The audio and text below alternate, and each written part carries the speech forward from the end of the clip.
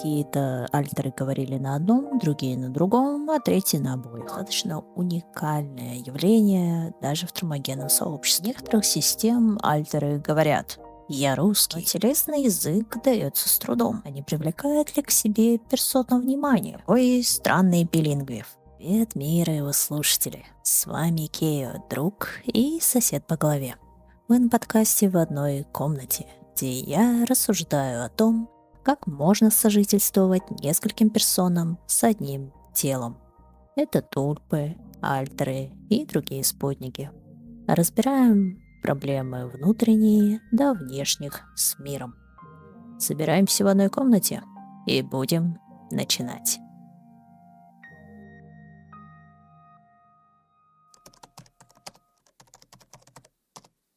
Эпизод 19. Несколько языков в системе. Как не запутаться и остаться с собой. Я заметил в дрей сообществе, что некоторые альтеры говорят на другом языке. Для нас это важно, потому что подкаст про принятие и внутри, и снаружи сообщества. А для кого-то язык — это огромная часть личности. Поэтому предлагаю рассмотреть эту тему. А перед началом выпуска попрошу поставить лайк там, где вы его слушаете. На Ютубе, Мэйве или Яндексе. Это поможет большему числу людей увидеть плюральность как нормальный опыт и снизить недопонимание. А еще это поддержка для меня продолжать развиваться в сфере психоактивизма. Благодарю за внимание. Переходим к выпуску. Почему у некоторых спутников другой язык? Крупных исследований на эту тему почти нет. В основном отдельные клинические случаи, несколько лингвистических и немного работ с нейровизуализацией. Это ФМРТ и ПЭТ в частности. Рассмотрим все понемногу. Клинические кейсы. Все статьи вы можете прочитать в телеграм-канале. Сначала у нас есть немецкая статья про незрящую женщину. Называется так: Sight and blindness in the same person. Зрение и слепота в одной персоне. Сама статья больше про зрение, но есть кое-что и про языки. Как альтеры этой женщины могли видеть по-разному, так и говорить. Сам хост разговаривала на английском, другие альтеры на немецком, а третьи могли на обоих. Авторы статьи решили связать это с личной биографией персоны. Она сказала, что в детстве жила в англоговорящей стране, потом уже в Германии. Вот такой пример. Что же до зрения, то его удалось вернуть с помощью психотерапии с альтерами. Это единственный описанный случай такого сильного влияния на тело, но достаточно показателен, потому что персона пробыла без такой помощи 15 лет. Вы можете себе представить такое, чтобы вы 15 лет жили без зрения, думая, что это от аварии, а оказалось от травмы другого характера? Мне было бы немного обидно. Поэтому достаточно важно находить тех специалистов, которые разбираются в ТРИ и работе с системами. В конечном итоге рад, что все получилось вернуть. Возвращаемся к теме языка. Из финских студентов. У них было 4 альтера. Специалисты изначально назначили полную интеграцию и соответствующую терапию, но они отказались. Вместо этого они наладили внутреннее общение, распределили роли, кто за что отвечает. Это помогло восстановить память и закончить учебу. Говорили они на финском и еще одном родном языке. Тоже какие-то альтеры говорили на одном, другие на другом, а третьи на обоих. Эта же статья называлась «Four Selves of a Student» — «Четыре я в студенте». Возможно, вы уже догадываетесь, почему это так происходит, но об этом чуть позже. Ведь существует такой синдром иностранного языка, который происходит и у синглетов. Может ли быть так, что он сочетается с диссоциативным расстройством? Неврологический синдром. Иногда смены речи при диссоциации напоминают Foreign Accent Syndrome — синдром иностранного акцента. Например, одна пациентка начинала говорить по-английски с непривычным акцентом, хотя ее родные языки вообще хинди и панджаби, официальные языки Индии и Пакистана. При анализе мозга никаких травм физических или же после проблем с сердцем не нашли. Поэтому данное явление отнесли не к синдрому, а к ТРИ. Почему это важно? Потому что разный подход. Синдром иностранного акцента происходит после травмы головы или же проблем с сердцем. ДРЕ же происходит из-за травм психических, и работать с ними нужно также, если это как-либо мешает. Это была короткая заметка на сайте Университета Колорадо, 2023 год. Если кратко пробегаться по другим исследованиям, то будет примерно такая же картина. Исследование глубокое, подробное, но выборка маленькая. Ее нельзя переложить на всех плюралов даже дреишных, потому что это будет просто недостоверно. Какие это исследования? Это бакалавровские, магистерские дипломы, курсовые и так далее. Там сравнивали скорость речи, высоту тона, использование хеджей у разных альтеров. И выводы плюс-минус одинаковые, что нужно больше исследований, и разные языки в системе — это достаточно уникальное явление даже в термогенном сообществе. Это не значит, что этих персон немного или же их совсем нет, просто мы не обо всех знаем. Или же сами системы не хотят об этом говорить, не считая это чем-то особенным. Тоже может быть. Да и сами исследования тоже в первую очередь должны кем-то финансироваться. А так как это не горящая тема, вроде лекарства от рака, решения мировых конфликтов, экологических проблем, то, соответственно, исследований и не будет. Но что есть и в открытом доступе, я здесь и рассказываю. Мы системы сами себя изучаем и другим об этом рассказываем. Как-то так. Есть и нейровизуляционные исследования, например, ФМРТ и ПЭТ-анализы. При переключении идентичности меняются схемы активации мозга, включая зоны рабочей памяти, самовосприятия и регуляции эмоций. Это может объяснить, почему доступ к языку зависит от состояния. Может, потому что активность отдельных нейронов не равно поведению персоны. Нейронаука движется к системному взгляду, как бы это забавно ни звучало. Нужно всегда смотреть комплексно, как на поведение, так и на карту мозга. Иначе легко дойти до гена убийцы, центра гомосексуальности и прочих мифов. А для этого нужно углубляться в каждую систему со своей уникальной историей. Вот почему мне кажется, что в таких исследованиях выборка небольшая. Из-за небольшого финансирования и необходимости погружаться в историю каждой системы. Возможно, нужны мета-анализы, но на основе уже имеющегося можно сделать несколько гипотез. Основные гипотезы, почему языки переключаются. Сразу отмечу, ни одна из этих гипотез пока не победила. Все это предположения, которые обсуждаются в литературе и на практике. Возраст и контекст формирования альтера. Если он появился, когда тело жило в другой языковой среде, то и язык может быть другим, как в примере с незрячей женщиной. State-dependent memory или связь между состоянием с зависимой от нее памятью. При диссоциации часть памяти и знаний отключается, поэтому доступность одного из языков может быть разной. Социальная версия. Язык или акцент может быть маркером другой идентичности, ровно так же, как и роль, которую она берет, возраст, гендер или культурная принадлежность. Это про личное самоощущение и желание презентовать себя обществу. Нейробиология.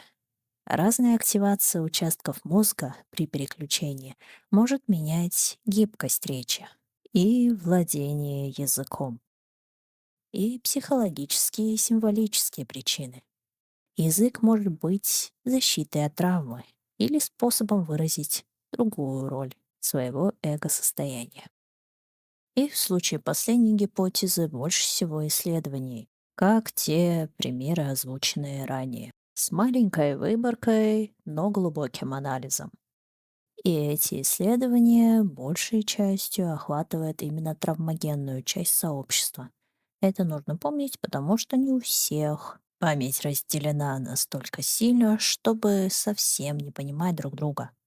Это может быть как следствие того, что система эндогенная, то есть созданная, либо рожденная так, либо же это травмогенные, которые наладили общение друг с другом.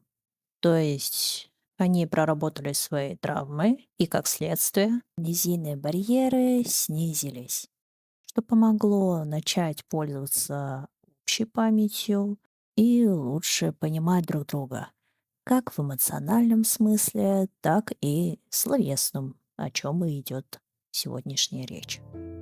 Если что, это лично мое суждение. Если что-то не так, поправляйте. Если подводить здесь итог, то чаще всего смену языка связывают с возрастом и контекстом формирования альтера, состоянием памяти, социальными факторами и нейробиологией. Почему тема языков вызывает споры в сообществе? У некоторых систем альтеры говорят «Я русский», «I'm American», «Nihon зендесо» и так далее. Но телесный язык дается с трудом. Это вызывает подозрение. А не привлекает ли к себе персона внимание? Что запросто может быть. Но иногда неприязнь может возникнуть, на мой взгляд, и от человеческого фактора. Это допущение ошибок в сообщениях, это восхищение какой-то культурой, имеется в виду изрядное, появление акцента в языке, который считают своим и так далее. Мне кажется, это не настолько ужасным, чтобы избегать персон или как-то их ненавидеть. Потому что, во-первых, все даже носители ошибаются. Из этого рождаются свои словечки и мемы. Внутри профессии, интереса или же просто в компании друзей. Оговорки забавные, и в этом их прелесть. Затем есть культурный контекст тела. В рамках подкаста назовем это так. Если оно не было в среде языка, то неудивительно, что будет трудно на нем говорить. Мне кажется, личностные навыки не всегда могут совпадать с телесными. И это окей. Это повод учиться. Да, здесь больше разговор про то, что бестелесные могут быть какими угодно и, соответственно, называть себя той национальностью, которой хотят, а не той, которая телесно никто не выбирает. Это тот вопрос, на который каждый сам находит себе ответы. У кого-то достаточно продуманный внутренний мир, и он может повторять телесный. Поэтому называть себя той или иной национальностью не будет проблематичным для спутника. У кого-то же это связано с прошлыми жизнями, а у кого-то это просто идентичность, как мы уже говорили в гипотезах. Я более чем уверен, что все персоны понимают, где они находятся и в каких условиях. Поэтому переубеждать их в том, что они не являются теми, кем они назвались, ну, будет тратой и вашего, и чужого времени. Конечно, если вы договорились вот так попровериться, сколько вот тех знаний спутника совпадает с реальным положением дел, это уже другое. Это такой маленький эксперимент, который вы можете предложить, но не факт, что на него согласятся. Не стоит забывать и о тех спутниках, кто общается не словами, а эмоциями или же картинками. Да, мы заострили свое внимание на национальностях больше, но иные способы общения тоже существуют. И они могут быть как связаны с так называемыми прошлыми жизнями, так и нет. И у каких-то персон есть какая-то доля тоски по своему родному миру. И поэтому разговоры о своей культуре, о своем языке, возможно, попытки говорить на нем, помогают так справиться с утратой и чувствовать себя легче. Поэтому, если персоне это важно, то она не может не говорить об этом. Слушать вам или нет, это уже от личных отношений зависит. Я вот так это понимаю. Привлекать внимание, мне кажется, это обычной потребностью любого социального существа. Поэтому я не считаю идентичность кем-либо, чем-либо таким уж большим преступлением против человечества. Не хочешь читать про внутренние миры, прошлой жизни, пожалуйста, пролистывай. Не хочешь слушать своего друга, подумай, почему вы дружите. Все просто. Э, Подводя здесь какие-то микроитоги, то сейчас вы здесь, в теле со своими ограничениями. Оно может знать больше, оно может знать меньше о вашей культуре, как спутника. Но это не повод отчаяться, просто потому что кто-то вам сказал «нет», а повод учиться, изучать, смотреть другие произведения искусства, что-то вспоминать самостоятельно и творить, как ни странно.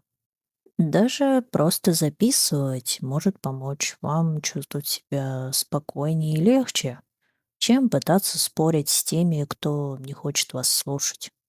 Да, в моменте, когда спор уже завязался, об этом не вспомнишь. Но на будущее скажу. Даже если у вас есть эта самая гламоризация Японии, Германии, какой-либо еще культуры, это не делает вас карикатурой на нее. Да, вы можете знать темные страницы истории, но в себе сохранять что-то хорошее и стараться его приумножать в нынешнем мире. Это кажется очевидным, но легко забывается под гнетом новостей, плохих сводок и просто состояния. Помните, что вы себя знаете лучше.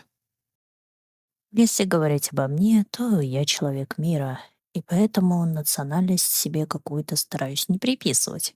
Но мне что-то симпатизирует, что-то я изучаю, и, в общем, это влияет на то, как я себя воспринимаю. Об этом далее. О личном опыте. У меня был английский voicebox, голосовой аппарат. Я говорил на нем, и тело уже знало язык. Поэтому Кахост понимал меня без проблем, как и остальная семья. Но говорил я в основном фразами из игры, где был мой прототип. Так что учился языку я фактически на практике, как русскому, так и английскому. Такой странный билингвив получается. Сейчас основной для нас русский. Мы пробовали учить немецкий, японский, чтобы поддержать мои игровые корни, скажем так.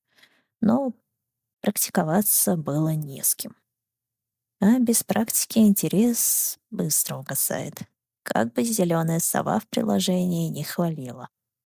Нет, конечно, мы до сих пор смотрим фильмы в оригинальном языке с субтитрами, но не совсем то.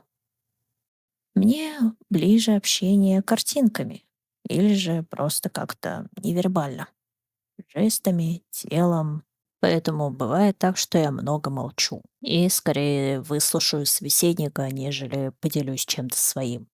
Неожиданно для подкастера, верно? Хотя слышал, что это как раз-таки для интровертов хобби. Поэтому, может быть, все закономерно, я не знаю. Но зато у нас, правда, есть немой сервитор, который совсем словами не общается. Он общается жестами. Сначала мы думали выучить настоящий жестовый язык, но у Рэя он оказался бытовой. Указать на предмет, издать звук, который он делает, изобразить движение, что с ним можно делать. Поэтому учебу ради понимания своего сервитора мы оставили. Но до сих пор восхищаемся людьми, которые умеют разговаривать на жестовом языке. Подведем итоги всех итогов. А их было сегодня много. Да и своих мыслей я добавлю. Сегодня мы поговорили о разных языках в системе. Это чаще встречается в травмогенном сообществе, но бывает и у других систем. Если это у вас есть, то поздравляю, вы уникальны. Гордитесь этим. Используйте язык во благо. Смотрите контент, общайтесь, практикуйтесь с внутренней командой. Если вашего языка не существует, можно встроить внутренний переводчик, чтобы все слышали свой язык и вас понимали. Или же рассказывать свою историю через книгу, например, или игру, или какое-либо еще творчество.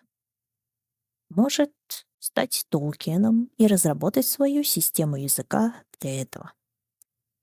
Соглашусь, что это не заменит вашей прошлой жизни, вы все равно будете тосковать по ней, но такое увлечение может стать вам отдушиной и источником вдохновения. Возможно, даже кому-то это понравится. Ошибки есть даже у носителей. Это нормально. Кто ругает вас за мелочи, онлайн или оффлайн, скорее хочет самоутвердиться. В желании быть принятым, как все, нет ничего плохого. Как со стороны обвиняющего в нетрушности, типа «я нашел того, кто врет. Смотрите, я молодец», так и того, кто защищается.